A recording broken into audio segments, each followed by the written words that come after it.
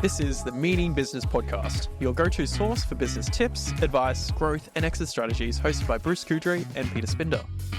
Each episode, we bring you real stories, expert insights, and practical advice to help you succeed in today's market.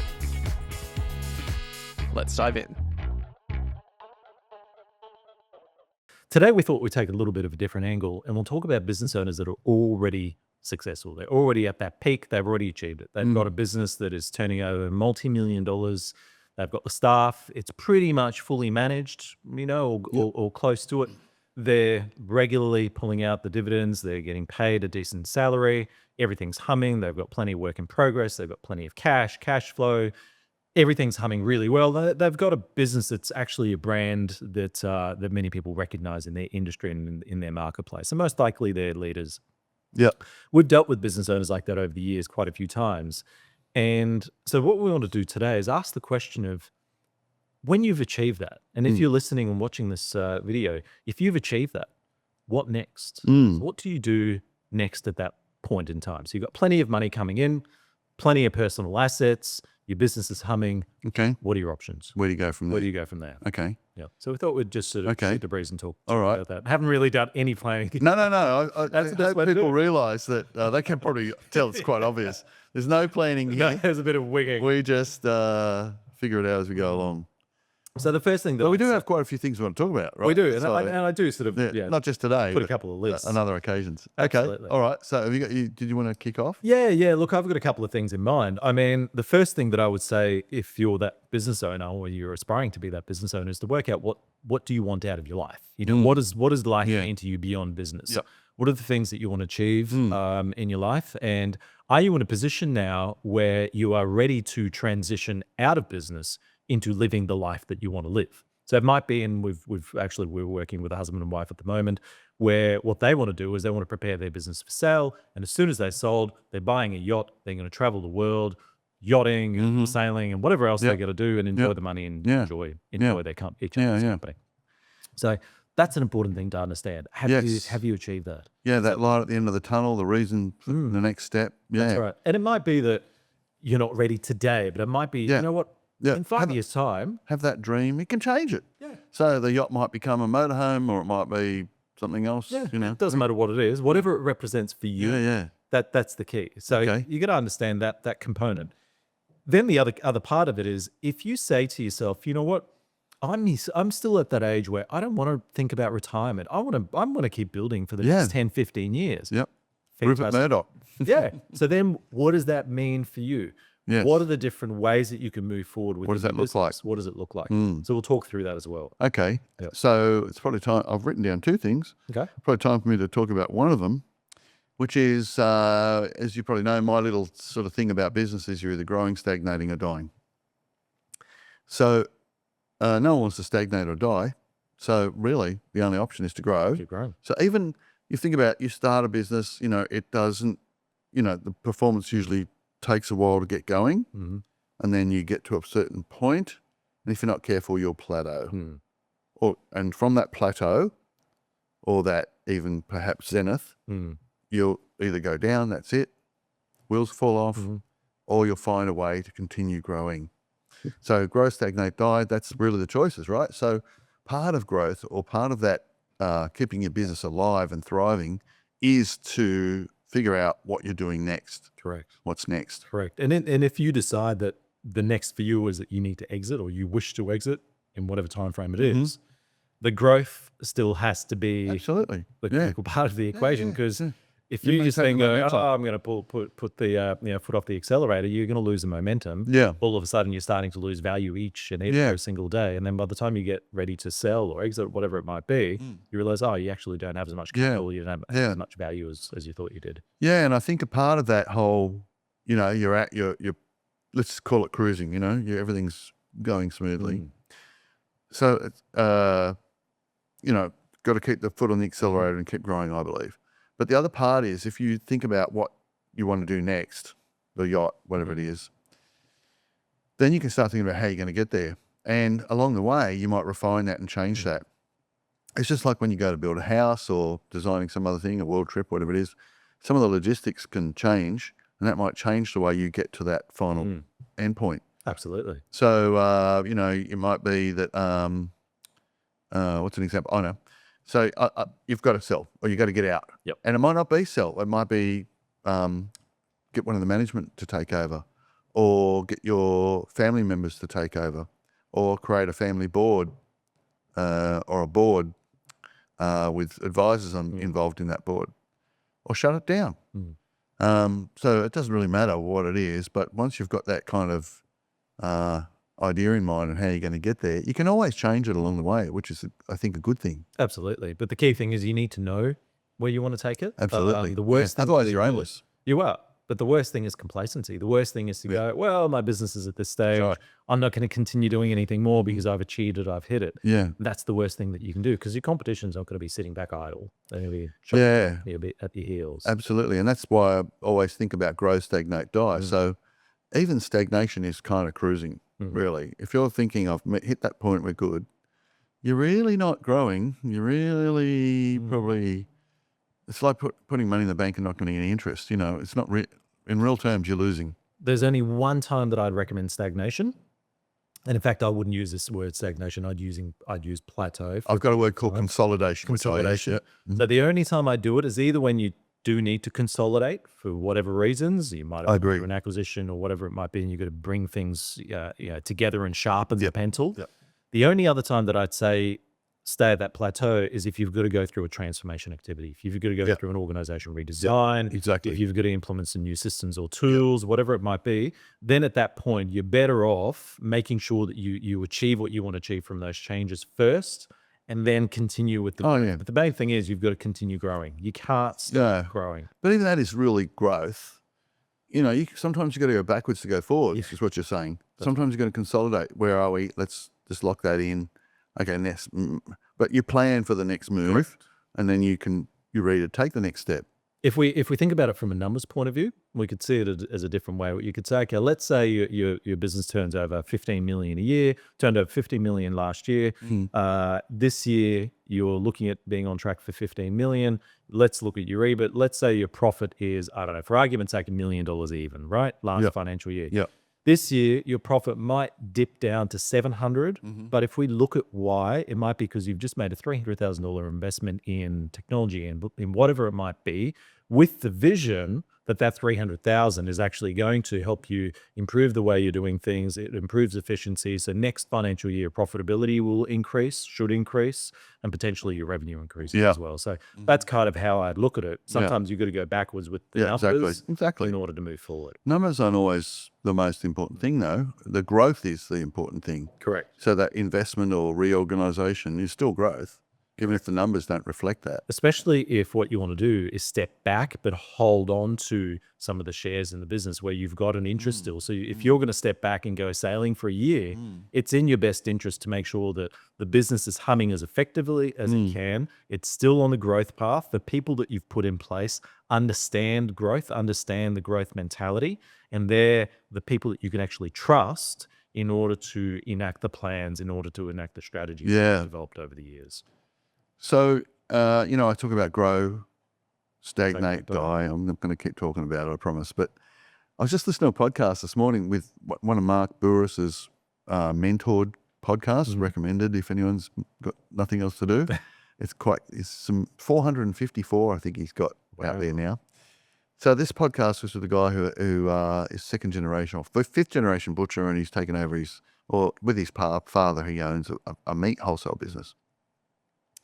This is all in context of, hitting where you want to be. Yep. So their business is wholesale.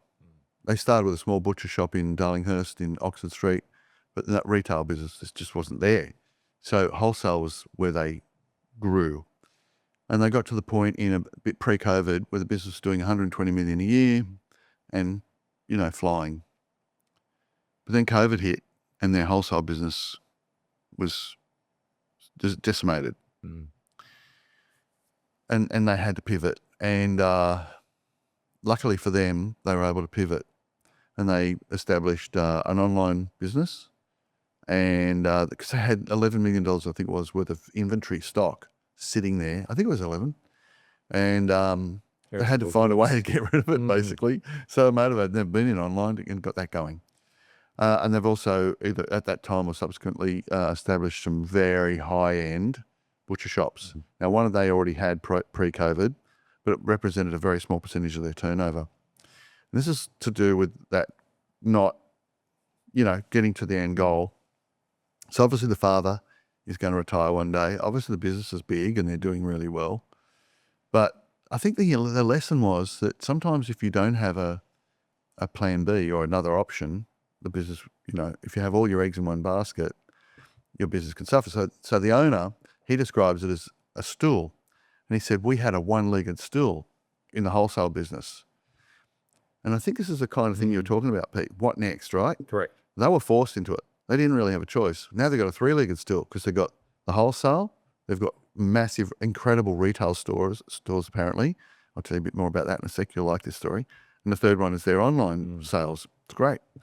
So they took a pun, I suppose, maybe it could was ego, and they built this amazing butcher shop. Anthony Bourdain went there, and he's quoted as saying, it is the best butchery in the world. Wow. That was old. Yes, in Sydney. Wow. So I want to check it out now.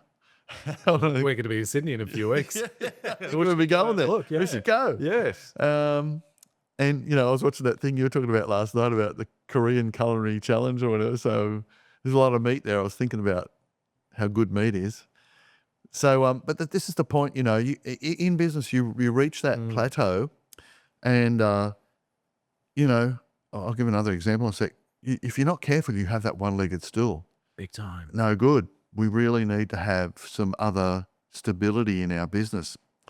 So right now, pretty much around Australia, but particularly in Queensland, and up until recently, probably even still the case, residential real estate businesses have done well. If you're a real estate agent and you're not making money, there's something wrong, because most real estate agents, and I'm talking about regional areas, everywhere, real estate has been just a great thing. I don't know why. People are selling, buying. There's some markets, I think, like the Gold Coast, where it's undersupplied, and Brisbane. So supply and demand is a part of it. But for whatever reason, if you're a real estate agent, you should be making a lot of money from sales and commissions. So if I'm a real estate agent, that's that one leg, really. Unless you're careful, you need to get a couple of other legs. And so if I was in real estate, there's inevitable that property sales arena could change, and that bubble could burst. So I'd be building up and buying property management part of my business.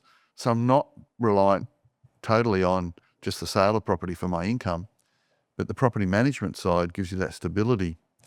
So I guess that's an example of a business where, you might be flying, right now things are good, and you might have reached that point where you think, well, what next? And you should have that plan. But also you need to have a couple of other legs so that your business isn't reliant just on one thing or one area. 100%. I think there's two really cool components to this discussion at this point.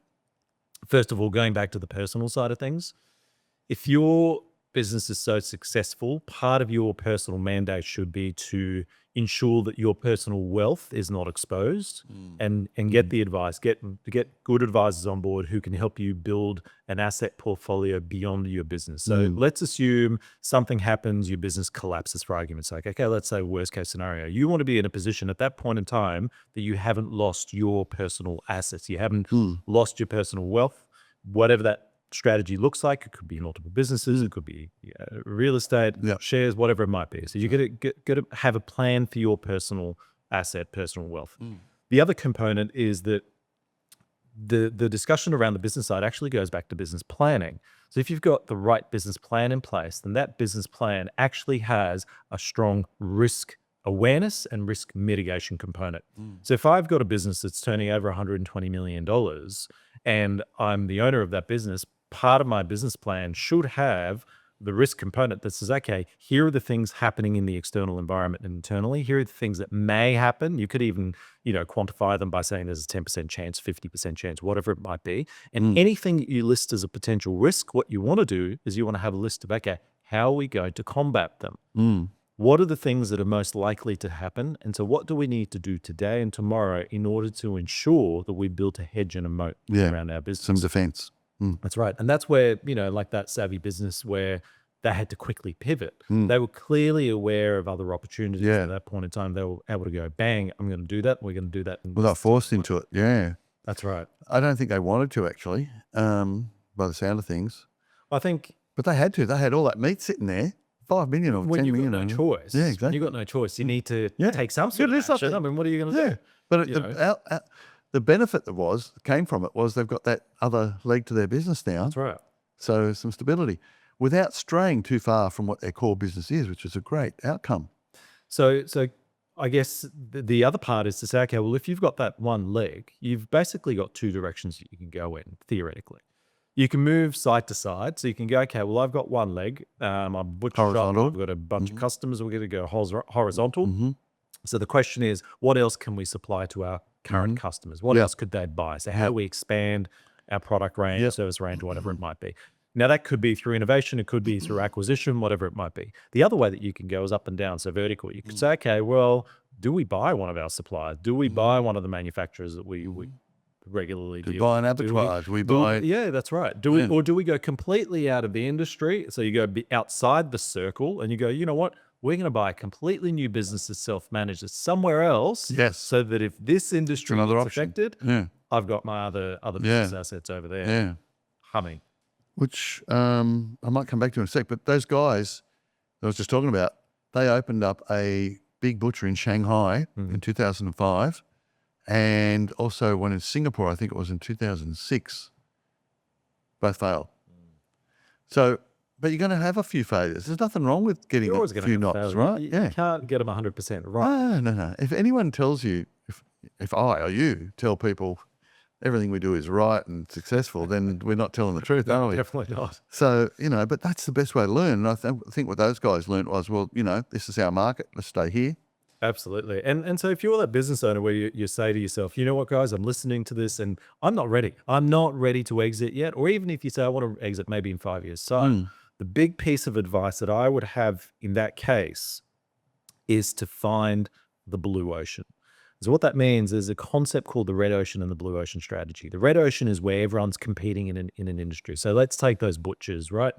You've got a saturated market and it's red because of the blood. Yes, theory of war and blood's being spilled. And what happens is there's more and more blood, less and less water, which means less and less margins, less and less customers. You're just fighting. The blue ocean is pristine. It's beautiful, crystal clear water with hardly anyone fighting it. They're all to yourself. You've got it to yourself. And so when you've achieved that sort of optimal position in your business, you've got to challenge yourself to go, you know what? I'm going to find the blue ocean so that you continue maintaining the optimal and then you continue building on the optimal so that you're always ahead of the curve. You're always building the value in your business. You're always thinking if you... Exactly. So I've got some friends who've done incredibly well in wholesale. Amazing story, but we'll tell it another time. And... how well? I think people would probably like to hear those sort of numbers. How well have they done out of wholesale? Market industry leading, hundreds and hundreds of millions of dollars worth of personal wealth. Now in property development. But the funny thing is that when you ask them about how they grew their business and into other blue oceans, they say now in hindsight, rather than starting from scratch, they would have been better to have acquired somebody who was already operating in that field that would have saved them money. I agree with that, man. And time. Yeah. So, that's not always the case, but sometimes we get so confident in our own ability that an example was a guy many years ago who just kept opening hair salons around Australia. And he wouldn't buy existing salons, he just wanted to keep opening new ones. Well, the cost of starting a new one and getting staff on board and marketing it and new leases and fit outs was way more than double than buying existing salons. If he just bought existing salons and rebranded them, he had staff there, his customer base was much easier. It's not an easy activity, but I personally believe that acquisition is the path for solid growth. It's worth looking at. Absolutely. And this is the thing, he says, his ego wouldn't allow him to look at buying any business and just rebranding it. That was out of the question. He wanted to do it his way. He had his brand and his style. So ego often affects our efficiency in taking the best path forward. Have you read Jim Collins' Good to Great? No, I've heard about it. Is it good? Very, very interesting. I'm actually about halfway through at the moment. Okay, I'm writing it down. And there's he talks about the leadership triangle where you've got number 5 right up the top of the triangle, number 1. So number 1 is where you're becoming quite self-proficient as an individual. Number 2, when you become beyond self-proficient, you're now contributing back to your team. Number 3, where you become proficient in management. Number 4, when you start stepping up into true leadership. And then number 5 is the crux. That's the top The zenith pyramid. Yeah. And that's what he calls the good to great leader profile. And the 2 words that come to mind when he talks about that is humble and modest. He says every company they've looked at globally over I don't know how many years, every single leader of those companies where they've gone from good to great, every leader has left their ego at the door. They're humble, they're modest, they're not in the media. No one knows about them. They can be worth billions of dollars. Hardly anyone knows about them. Yeah. And their core mandate as the leader is the vision of the business. They truly believe in the vision of the business and the vision that they want to pursue and the legacy they want to pursue. It's not about them as an ego. No. That's about Quite often it's a commitment to quality because they feel terrible if they're not selling something that's great or correct. Yeah, and they don't need the headlines. And it's ego often, and the reason I mention that is because too often it's the ego that stops the business. Yes. Too often the ego that says, well, I've got $100 million in wealth. Look at me. I don't need advice. I don't need your advice because I know it best. Yeah, that's right. Wealth comes and goes. How many people we heard of in the media over the years where, they've lost $1 billion, they've lost $100 million, they've gone from, absolute boom to complete ruin. Well, you're right about the humility. That's because I guess a lot of people do grow and run a great business by saying, I don't know everything.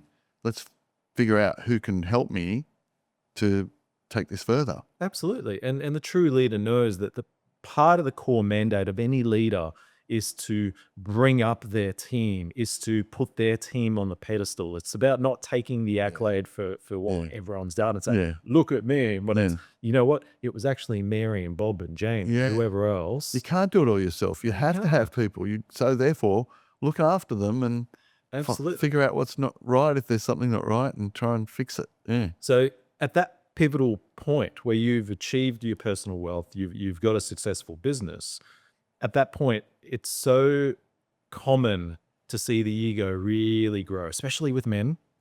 Just this, and then they go off and there's the exorbitance and the showiness and things like that. Yeah. And part of it, you go, okay, there's the justified component, but when the ego's too strong, it can go against you and it can completely wipe out all the good work that you do. Yeah, that's right. I totally believe that. And some of the most successful people I've ever met and dealt with are the most humble, quiet, unassuming people. And it's consequently or conversely, some of the loud, showy people, you kind of think, something not right here. Why have you got to, do all this stuff? It doesn't feel good.